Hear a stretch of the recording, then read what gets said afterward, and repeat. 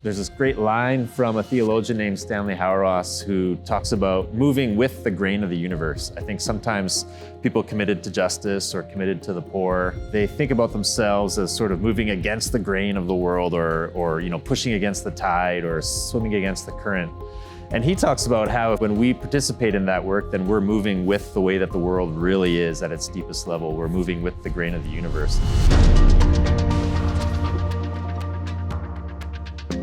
My name is Jonathan Nicolai-deKoning, and I work here at King's as the program director of the Micah Center. One of the theologians I really love, he just passed away recently, is a Peruvian Catholic priest named Gustavo Gutierrez. The thing that sort of compelled him to be committed to the poor and to do the work of justice was trying to answer the question, how do you say God loves you to the poor when so much of their lives seem to communicate the very opposite? His answer to that was loving the poor and hating poverty.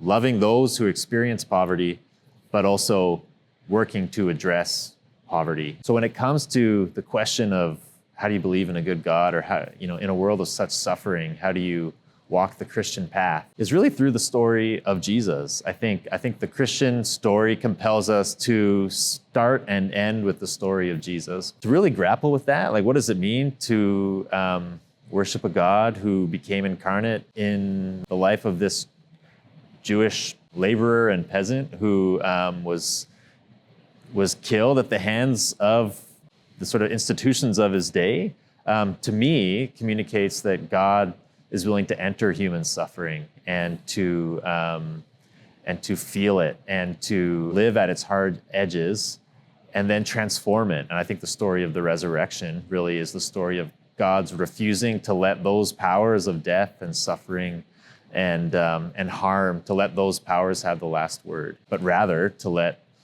the story of grace and love and mercy that we see in Jesus, to let that be the last word. For me, the work of justice and teaching students about the work of justice is not sort of introducing them to a new buzzword or something new, but actually introducing them to something that's really ancient, introducing them to something maybe from their own tradition that they just maybe are not as aware of as they could be.